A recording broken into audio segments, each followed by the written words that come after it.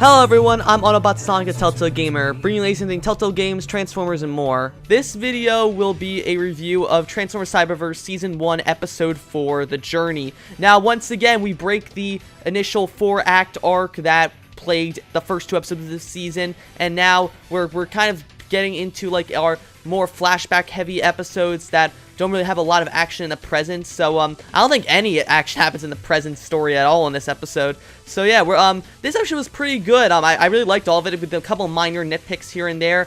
But then besides that, this was a pretty good episode. So we're gonna go ahead and see exactly what this episode did right. So the episode starts off in one of Bumblebee's flashbacks to his time on the Ark. Now it should be pointed out in this episode, Bumblebee talks in his proper voice on the Ark, which is weird considering that Bumblebee didn't talk. He had his beep boop voice for when he said goodbye to Windblade in the flashback we saw at the end of episode 2, I believe. So. And, well, Windblade did say that Ratchet fixed Bumblebee's voice box, so it could be possible that, and Ratchet's on the Ark, so Ratchet probably fixed it in between Bumblebee leaving the Cybertron on the Ark and Bumblebee getting his, crash landing on Earth. So, anyway, this episode starts off with Optimus making, like, a captain's log as the crew of the Ark is out in space searching for the Allspark after Optimus sent it through a space bridge at the end of the last episode, Allspark. So, they're doing fine until suddenly the power for the Ark goes out, and so Optimus has Bumblebee contact Wheeljack to see what's going on with the engine room, and this is our first time we get to see Wheeljack in the proper like 3D. We've seen this design already a couple weeks ago, but I gotta say, like, seeing Wheeljack actually in 3D, he looks a lot better than he did in the original 2D, like, character art of him. He still looks like a really kind of weird, but I do kind of like him. So, for those of you who don't know, Billy Bob Thompson is the voice of Wheeljack, who also voices Starscream in this series. And I gotta say, I was not expecting the voice, with his Starscream voice, I was not expecting his Wheeljack to sound like this. Frankly, though, I think his Wheeljack works very well in fitting with what Cyberverse's in design for Wheeljack is, and that he's not the old grizzled, like, wrecker ninja that he was in Prime, but he's back to more of, like, the mad scientist he was in G1 and to a lesser extent the Bayverse movies. So it's a really, like, it's a good mix. Like, he sounded like he's very eccentric, like G1 Wheeljack, but he kind of has the gruff tone of Prime Wheeljack, which who was voiced by James Horan. And I think he's a good mix between James Horan's Prime Wheeljack and Chris Latta's G1 Wheeljack. It's a really good mix between those two. So anyway, Wheeljack explains that he has been working on a energon converter that could help, or like something about the energon to help locate the Allspark, but it burns through the energon like crazy. So Optimus has Wheeljack shut it down while the Ark lands on a nearby planet to look for more energon. So during this, Optimus sends Bumblebee and Grimlock out to go look for more energon. Now, I really do appreciate the interactions that Bumblebee and Grimlock have here. But Grimlock, who has basically been a background character for the past 2 episodes, finally he gets his first major role in the TV show, and it establishes Grimlock's character a lot better than his appearances in the last 2 episodes, where would you see him as he's basically kind of like the Optimus's right-hand man in Cyberverse, that he's very serious, well, he's not really serious, like, but he's like very like soft-spoken. He's always cracking jokes, but like he can get like rough and like violent when he needs to, and we see this in his interactions with Bumblebee as they're heading towards the source of energon, in which Grimlock is completely like annoyed by Bumblebee's antics, like, and jokes that he makes, which kind of reminds me of a bit of the relation of animated Bumblebee's personality in Transformers Animated. And I gotta say, yeah, Cyberverse Bumblebee is kind of a mix of Robots in the Skies Bumblebee, in a sense that he has like a strong sense of good and all that, but also like Animated Bee, in which like just this annoying little kid you want to punch in the face, and it does a great, but it's not like super annoying. Like, he's not an annoying character because of it. It just like he embodies animated Bumblebee so well. Once Bumblebee and Grimlock arrive at the site where they're supposed to be energon, they don't find anything other than just a giant pit, which, after making a really bad pun, Bumblebee makes the pun.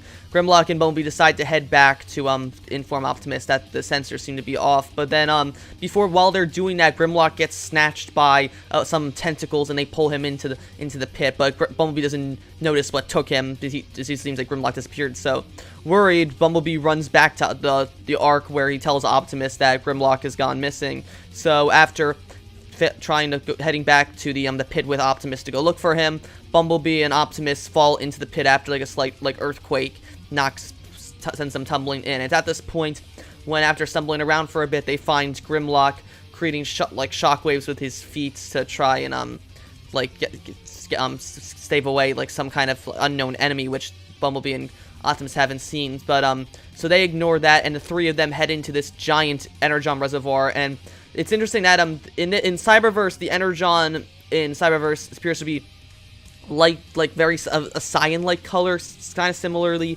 to the energon seen in the Transformers Prime series, as opposed to the Bayverse movies where it's either red or green, or the G1 continuity or IDW continuities, or animated even when it's pink. So it seems to be taking like a lot of hints from across all different Transformers continuities. I like that Cyberverse is doing that. Like they have the actual character designs from stuff like G1, but then they incorporate some elements of like Prime and animate it into them. I really appreciate that. So upon finding the source of energon, they are attacked by a bunch of small insect-like creatures, and I thought these were Insecticons at first in a trailer analysis I did of Transformers Cyberverse a couple weeks ago, but turns out they are not Insecticons, but actually just insect aliens. So anyway, Bumblebee, Optimus, and Grimlock fight off all these aliens, but they can't manage to kill them no matter how hard they try. And so eventually, once they realize that they can't, after fighting for a bit, and they realize that they can't fight it, Optimus orders a retreat. So I think this is really cool in which Optimus transforms into his truck mode, and then basically Grimlock and Bumblebee hop in his back trailer and use it to get away, which I think it's something we've rarely, if ever, seen in the Transformers series. Again, I'm only talking from my experience of watching maybe Prime, Robots in Disguise, and a little bit of animated. So unless it's happened a lot in G1 or I've seen the Bayverse movies too, and never happened in that. So it's nice to see that the Autobots that Transformers are interacting like this. I remember in the G1 continuity, a lot of times when Autobots get injured, they put them inside of Ratchet and take them back to the Ark. I remember that. So it's nice to see that we're getting these nods back to G1. Anyway, once Optimus and the crew are back at the Ark, Optimus tells the crew that they should leave because and then which Bumblebee is confused by, because he doesn't understand why they just take the energon. So Optimus explains that they can't take it because the insects need the energon to survive as well. So which, even though Grimlock says that why can't they just take a little bit, they say that says that he doesn't want to risk the lives of any other living being, which of course that's Optimus's catchphrase, freedom is the right of all sentient beings and all that. So after that, they all decide to head off, and then at this point that Wheeljack contacts Optimus and states that the Ark's stasis system is ready, so that they'll be able to hibernate until they find the Ark, the Allspark. So Optimus orders the crew of the Ark to go into stasis, and even though it seemed like the Ark was really small, because on the bridge we only have Optimus, Bumblebee, Grimlock, and then we have Ratchet and Chromia up here as well, but they don't have any voice lines. And then we have Wheeljack Engine Room. The Ark is home to supposedly hundreds, maybe even thousands of Cybertronians, as when we see Optimus, Grimlock, and Bumblebee enter the stasis chamber, we see a ton of stasis pods all lined up, and so they all hop in, but Bumblebee's the last one to hop in. But as he does, he sees that the Ark has already picked up the Allspark, which is on Earth. He tries to get out of the stasis chamber and warn Optimus and everyone about where the Allspark is, but it's too late, and Bumblebee is put into stasis by the stasis pod. Then after that, the memory ends of Bumblebee and that Windblader were looking through, and Bumblebee realizes that he tried to tell Optimus where the Allspark was, but he was put in stasis before do, which possibly could have led to him losing his memories. So Windblade and Bumblebee then decided they have to go around, and maybe the Ark has landed somewhere on Earth, and it's up to Bumblebee and Windblade to find the Ark where Optimus and the rest of the Autobots are, and wake them up so they can find the Allspark, which is hidden somewhere on Earth.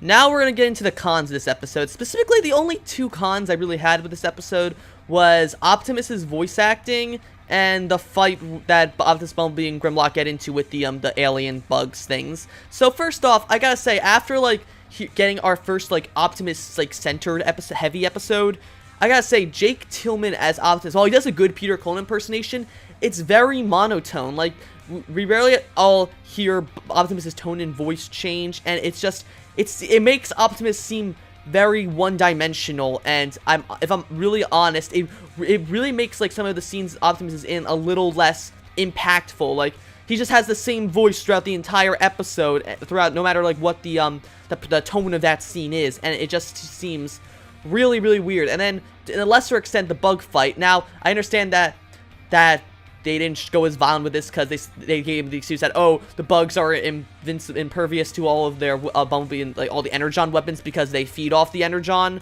Because as we see, like that's how Optimus figures out they rely on Energon, because he tries to swing at them with his Energon axe, but when the some of the bugs like latch onto him and start like draining the Energon from the axe.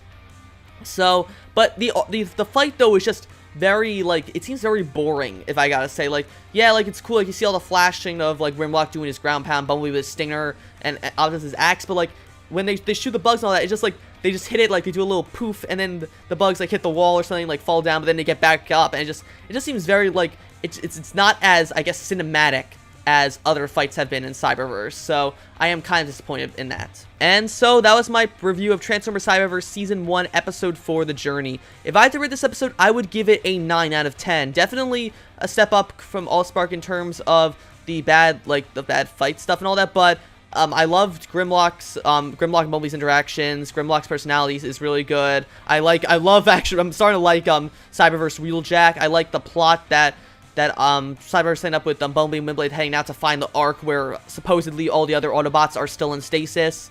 But just the two things, Jake Tillman needs to work on his Optimus voice, learn to put a little more personality into it, and and then the fights need to try making them look more cinematic. They've done it before with the fights against Bumblebee and Windblade and Thundercracker in the first episode, and then even to more extent the fight with Bumblebee, like the fight in the end of episode 3. That was, even though it wasn't that like violent and all that, like it was a lot more flashy at least than this fight. So yeah, I hope Hasbro does better with that in their next episodes. So that's it for this review. I'll be back soon with episode 5, Whiteout. If you like this review, be sure to like, comment, subscribe, and I will see you guys later.